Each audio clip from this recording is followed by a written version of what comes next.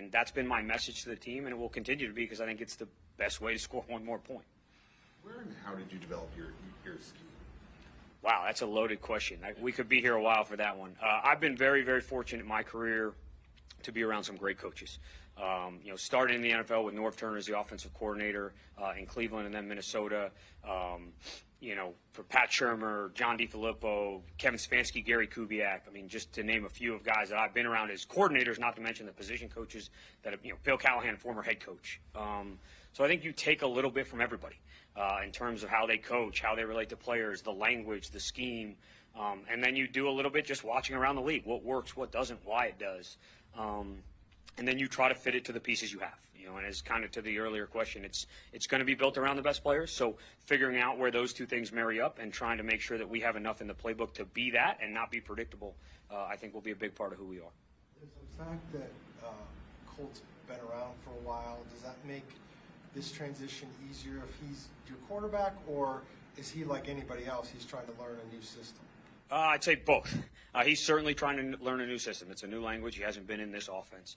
But he's played a lot of football. And nothing we're going to do is going to wildly revolutionize or change the game of football in day one. And so having his experience, having his understanding as a teammate, as a leader, as a quarterback, I think is valuable for that room. I think it's valuable for the offense, and it's valuable for me. He's something hey, I know you've done this a couple different ways. What do you feel like is best? You've seen it work. You've seen it not work. Why? So he's been great. And I think he's really been committed to it, and he's been fun to work with. Colton mentioned the footwork was something that was different as many years playing this game, and you went with that with Watson last year and Brissett. What is it that you can share with us on that footwork that's different than what normally happens? Yeah, I think the big thing is the emphasis on it. I mean, certainly guys are comfortable balanced stance, left foot forward, right foot forward, and my belief and the belief that I've come up under is that your feet tie to decision making. And so if your feet are clean and matching the concept, you're going to be making the right decisions, whether it's throwing it, not throwing it, moving on progression, getting out of the pocket. So that's something we certainly stress to the quarterback is, hey, your feet need to be right. You need to understand why you're doing it, and you need to listen to them. So that's been a big emphasis. I don't think it's going to be drastically different than things that these guys have done, but it might be a little tweak here or there, or, hey, this concept we see this way, and this is why we do it, and just getting them to commit to that. What's the communication like with Kyler, classroom, walkie-talkie, and how much can he grasp this offense not being on the field? Yeah, I think he's done a really nice job of that. I think it's a tough dynamic because he can't get the reps, right? And he can't always be out there when he'd like to be. But he is doing a great job in the meeting room of trying to conceptualize and verbalize and ask questions. I think that's the biggest way for us to know that he's really into it is just he's asking the right questions, he's where he needs to be, and we're doing everything we can within the rules to make sure he's conceptualizing the offense and understanding it. So it's been, I think, a challenge at times just based on the nature of the rules, but I think he's been great, and certainly we've done everything we can to make sure that he's getting what he needs. So it's been good. The offensive line has had the same combination, first team, first week at training camp, and JG told us we can expect to see some different combinations starting this week. How far out from week one would you feel most comfortable having your starting five when it comes to cohesiveness and communication? Yeah, that's a good question. I mean, in a perfect world, years. If they were together for 10 years, that'd be great. I don't think anybody in the NFL is enjoying that luxury. So, I think that's part of the process being a first-year staff is trying to identify your best five and make sure they're out there, but also build that cohesiveness because communication is a huge part of the offensive line. And some of it's verbal and some of it's not. And so being able to play next to someone and anticipate their reaction and their communication before it happens is important. So I think the sooner the better, but we're not going to rush it because at the end of the day, if we don't put the best five players out there, we're doing a disservice to our team. With all that being said about Kyler, what's going to be his learning curve whenever he does get back on the field to play this? Yeah, if I had to answer that question, I would probably wouldn't even be here. I would be somewhere far, far away. But I think it's something we all work through. I think it's something that we get to understand him as his understanding of the game because there's certainly going to be that growth of he could know it cold and it could be unbelievable. And you still have to be able to process and do it, right? The physical action of it is just going to be different. Went through a kind of a similar process last year. There's certainly going to be some rust when you haven't played the game. And I think no matter, even when he jumps back into practice, the transition from practice to the game is different. The reality of being hit, the speed of the game, all those things, the emotion of the game. There's no way to simulate it perfectly. So, yes, certainly we have to be prepared for some rust. I think he needs to be prepared and is. Just having talked to him, he's been great about that. And I think it's something you try to work through now. You talk about it now, you discuss it now, and you prepare for it as best you can, and then you go out there and see where it's at. How much input does he have I'm sorry. I didn't How hear much you. input does he have in the offense? For example, the pass regime took over some terminology used in college, plays too as well. Like, is he helping you design some stuff, or what's his input level? Yeah, I think it's a mix. I mean, certainly we came in with an idea of who we wanted to be and what we thought was good for the offense, and then he's done a lot of things at a really high level. So there's certainly some give and take that I say, hey, I might have watched him, obviously when I got here, watched some of the stuff they did, but hey, this is a good play. I think it fits us. Did you like it? How did you call it? What were the details of it? And some of that he's going to know better than I do. And I got to be willing to listen to that and make sure, hey, if it makes us better, we certainly want to incorporate it into what we do. So it's certainly been a give and take, and he's been great at providing that and having those conversations. Tyler said that it's not always about the scheme, but how it's coached. And he was talking about the details and all the things that he's liked with this. How is your approach to that in terms of coaching the scheme and coaching the details?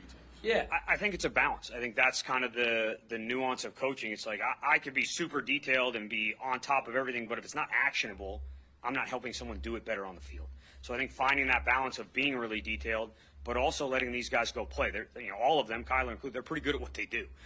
Certainly better than I ever was. So I think there's that fine line of making sure they're prepared, making sure they know what's expected, but also letting them be themselves and letting them go play the game that is it's a fast-paced, violent, reactionary game. And so some of that can't get coached. And I think that's important to try to find that balance. Obviously, They're rookies. Kyler and Colt are two different kinds of quarterbacks, but when you're putting this in, when you're getting everything ready, do you look at it that way, or are they similar enough that you can plug in either one of them and they can do what you need them to do? Yes and yes. And I mean that. I think at the end of the day, your offense has to be big enough to adapt to the person who has the ball in their hand. And will that be the same when Colt's out there as if Kyler's out there, if Clayton's out there, if Driscoll or Blau? No. It's certainly going to tailor to their strengths, I think. But at the same point, you want to have enough that like, look, Kyler he's a great quarterback. I have a lot of belief in him and his ability. So certainly we know what he's good at and what we want to build around. And when he's out there, I think I have an idea of the direction we need to go, and the same being true for Colt. So I think that's where, as we get through training camp and we put more reps on tape and they get more comfortable with the system, a lot of that's going to come from us, and some of that's going to come from them. And say, hey, we've repped a lot of this. I just don't see this well. I do see that well. I've had great quarterbacks that I've been around say, like, hey, I know that's a really good concept. I don't see it. So please don't call it. Okay, great. Like, let's not bang our head against the wall and keep calling and watch him not see it. So I think that's going to be part of our learning curve here as we go through the rest of camp. What will be the challenge when Kyler is ready to practice, whenever that is, but getting him enough practice reps when perhaps another quarterback is being prepared to play, and to get him ready to play whenever that'll be? Yeah, I think that'll be something that we have to work through as an organization, and certainly you don't want, you have to do both in a limited amount of time. So I think it's going to be being creative, finding time to make sure that those guys get the prep they need to play, and that Kyler is also coming along, so he's banking as many physical reps as he can prior to hitting the field. Obviously dealt a little bit with that last year and saw different ways to do that, and some things that worked and some things that didn't. And then it's going to be different by people and by system and by place, so we're going to have to be creative when that comes up. Harris has played along the offensive line throughout college. What skill sets does he have that you guys have him at right tackle right now? He's really big. No, he's good. He's got great feet. He's working hard. I think obviously the speed of the game and the communication piece I talked about earlier is going to be important. But he is. He's versatile. He's smart. He works really hard at it. So I think that speaks to why he was able to do that in the past, and certainly an asset moving forward. What's your take on the competition at center? We've seen mostly Froholt there, but we know you're going to the tight line. Yeah, and there's a lot of guys snapping the ball. I think that's one of those positions. Some guys are comfortable doing it and some aren't, but the more people on your roster that can do it, the better off you're going to be. I think we played 3 centers last year at different points throughout the year, and the relationship, the ability to do it, the intelligence required to do it, and the relationship with the quarterback is really important. So the guys that are comfortable doing it, we're going to work through, let them go out and compete, and kind of let the best man win. And so that's kind of been our mindset going into camp. I know you mentioned that with the running backs, you have to wait until you get the pads on before you can really do a full-on assessment. But what have you seen so far with the running back 2 spot between Foley and Keontae? Yeah, it's been great. They're working really hard. I think they're picking up the scheme. Obviously, being under center a little bit more is going to change some of the reads and some of where these runs are hitting. And again, I think that's hard to mimic when the pads aren't on and when you're going maybe it's not 100 miles an hour. So the feel of when you're putting your foot in the ground, where you're cutting, what the backside looks like is just a little bit different. So they've been great at conceptualizing it, learning it, and going out and executing it. But I do think it's going to be a big tell when we hit the field against Denver and Kansas City and Minnesota to see what it looks like. What do you think each of them bring individually to the offense? Yeah, it's a really good question. I think, obviously Corey's played a lot of football. So just his kind of understanding and feel for the game, I think, is really good. Versatility in terms of the different roles he can play. And then Keontae, I think, is a really good runner. I think he's good with the ball in his hand. I think he has really natural feel. It's one thing, and you do, in a running back game, you have your read and ball placement. But these guys have been doing it their entire lives, and there's a feel element to playing that position. And I think he's got a really good feel for it, and then look forward to see it continue to grow.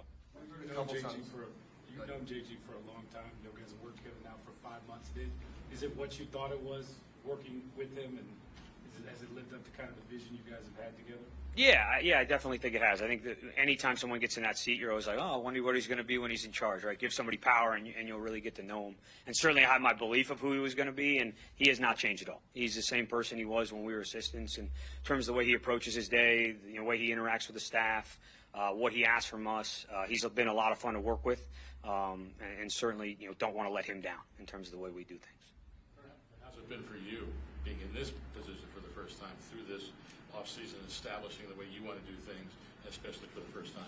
Yeah, it's been fun. I think it's something you dream about. You getting to do it the way you want and tweak and change things. I think as an assistant, you have a voice, and certainly everybody in my room, I want to have a voice. But at the end of the day, a decision has to get made. And in the past, it wasn't my decision to make, and I had to live with it. And now I get to do it. So that's been a lot of fun. It certainly comes with a lot of responsibility, which I don't take lightly. But I got a great group of guys around me that I can lean on to help me do my job, players and coaches included. So it's really been a lot of fun. How thankful are you that Monty gave you Jeff Swain? Monty's been great, whether it's Jeff or all the other decisions and moves he's made. I think that's one of the things I've really appreciated, just being in first time in this job, of being able to lean on him and have those conversations with him. Really good at what he does, but also really good at just communication and talking and teaching. He's been a ton of fun to work with, so have a ton of faith in him, and it's been great. How about Jeff? Jeff's been awesome. So, obviously bringing him in, kind of like we talked about some of those other guys, he's played a lot of football. And we have a guy right now in Trey who's second year, still, not that it's a completely new position to him, but the tight end in the NFL can be a little different than tight end in college. So being able to watch Jeff kind of take guys under his wing, the way he works, the way he prepares, the way he goes about his process, I think not only the tight end room, but a lot of guys in that offensive room can learn a lot from him. Michael Wilson seeing some first-team reps. Is he forcing that issue? Yeah, I think as we talked about, you're going to earn your reps on this team, and I think he's done a really nice job in the spring, and so excited to see him out there. I think he's really working hard, and he's done a great job. We've heard over the years Colt's kind of like a coach on the field. What's it been like having him in the quarterback room and in the huddle? Yeah, I think it's exactly as you just said. Like when he comes off the sideline, he talks, what he's saying is what is happening out there. And I think that makes it great for a coach to say, all right, hey, are you seeing this? Are you seeing that? Why did you go here? What do we need to go to? Where do you feel comfortable? It's just one extra guy you can bounce an idea off of, and what you're getting back is accurate because he has seen so much football, and he's been well coached, and he's been in some great systems. So it's been a big asset, I think. Coach one day? I think that's going to be his decision. Based on his skill set, he could do just about anything. There's been a lot of talk in the media about huddling, about being under center for shotgun. What's your take on all that stuff? I think, and I don't want to fall back on it, but whatever we're going to do to win is what we're going to do. Certainly, I think the biggest thing is to be multiple. So when it makes sense to go on tempo and be in the gun, do those things. When it makes sense to slow the game down, get in and out huddle, and get under center, we need to do it. I think the biggest thing in this league is if you get predictable, you become easy to defend. I think coaches and players at this point are smart enough, have enough tape and enough evidence that if they know what you're doing, they're going to make it pretty hard on you. So that's going to be a big emphasis for us as we get into September. What do you like from the progress of Michael Wilson for this offseason? I think the big part is the game. And really what we're going to start to see is playing it versus press. Because that's one of the few things you probably don't see as much in college, is being outside the numbers, being up against guys that can physically get up and put their hands on you and are willing to do it time and time and time again. So I think he spent a lot of time in the spring, even though they couldn't do it full speed in practice, of watching tape and working that technique and dealing with releases. And then the second part of that will be the top of the route, because generally you're not going to create as much separation as you did before, just because the guys that are covering you are just a little bit better. And I think he's embraced that challenge. I think he's leaned on guys around the league, like just talking to him. He's the type of guy that watches other players. So he's always asking about, hey, how did this guy do that? How, I saw this route. How did he come out of that one? What was he thinking? He's a guy who takes in so much information, does such a good job of processing it. I think it's really helped him. Thanks, Coach. Yeah, appreciate it, guys. Thanks a lot.